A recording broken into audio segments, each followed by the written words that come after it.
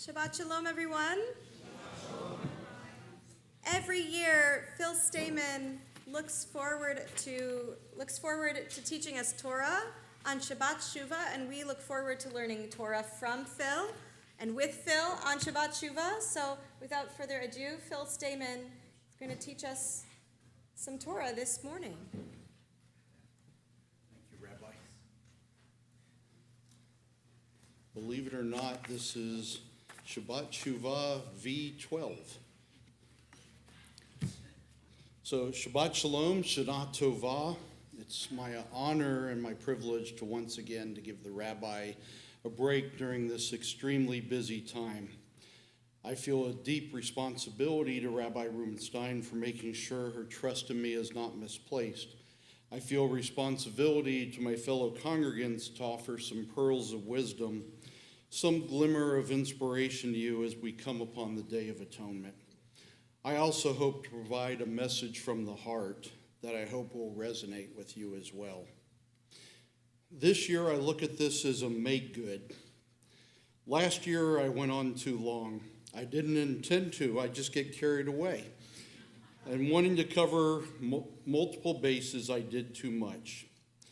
There are often times when we apologize for something, but it's not always that we can actually make up for our actions. I'm sure there's some Talmudic or rabbinic dissertation on that subject, but that would be going down a theological rabbit hole today, so I'll stay away from that. When discussing this with Rabbi Sidney, she said something very profound to me as it relates to going on too long. She said, "You don't have to do it all." Think about that. With all the prayers, commentaries, and suggestions in our Machzor for performing Shuvah, what a beautifully simple concept. So this year, perhaps I will be able to emulate the great sage Shammai.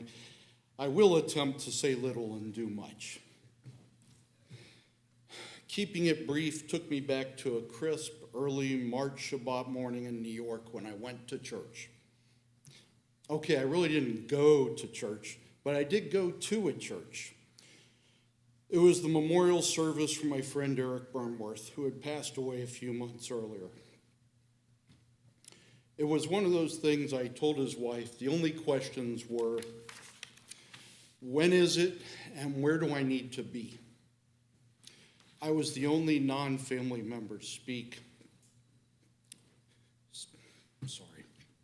Something my friend had specifically asked his wife to make happen. In my opening remarks, I asked, how do you encapsulate a friendship in the brief amount of time allotted? Eric had just one sin that I know of. He was such a great guy. He once had a growth on his knee that he didn't take care of. By the time he did, it was cancerous. He got treated for that and was in remission. Then cancer came back, and as it often does, thank you, with a vengeance. I still haven't reconciled with God about it. I just don't understand a death sentence for bad judgment. Why? What was the purpose? It is so difficult not to understand God's plans. Sometimes it's hard to have faith at times like that. Judgments can be harsh and seemingly unfair. There's a parallel between Rosh Hashanah and Moses' words in this week's Parsha, how defiant and stiff-necked we are and destined to sin. Look at the events after the Exodus from Egypt. We complained when Pharaoh's army pursued us. We complained at Mount Sinai when Moses was gone for 40 days. We complained about too much manna. We complained when we lacked water. And look what happened to Moses when we got him all riled up.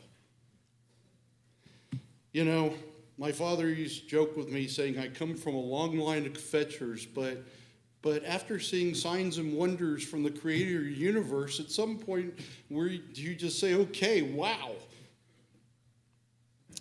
But perhaps the greatest sin was following the negative report of the spies. Lacking faith.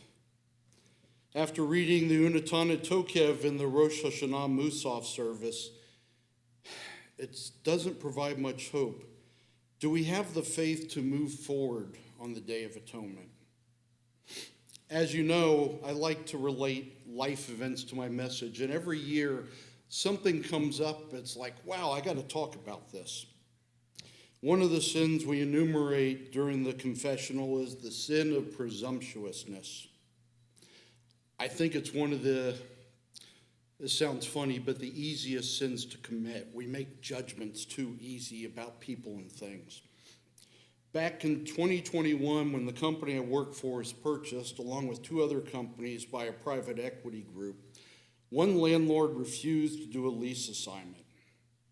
When the PE-backed company failed and my current employer tried to do a lease assignment, the landlord refused.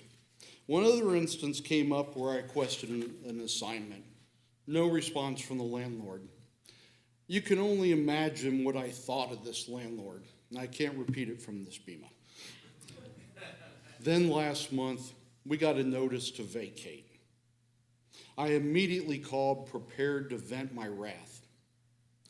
Then I found out, after I spoke to the landlord, that they had lost their ground lease. They had to vacate as well. They couldn't do a sublease with us all those years.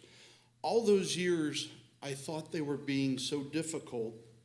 They were actually protecting us.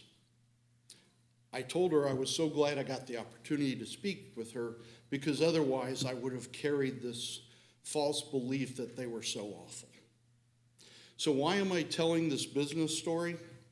Presumptions and misconceptions can happen so easily.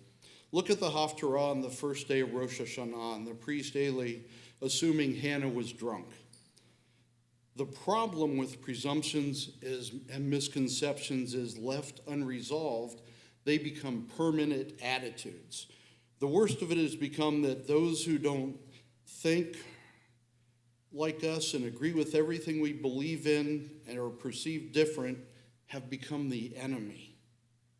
It creates walls to reconciliation, one of the cornerstone of the days of repentance. For some, it may be easy without overthinking it. It should be like a line from the Rush song, Circumstances. Innocence gave me confidence to go up against reality. For most of us, it's probably more like the line from Billy Joel's Sleeping with the Television On. I wish I was less of a thinking man and more a fool who's not afraid of rejection. Reconciliation should be a goal for all of us, but do not make empty promises you cannot fulfill. Otherwise, you'll be setting yourself up for disappointment. The great sage Hillel taught us, do not say, when I have leisure, I will study, for you may never have leisure.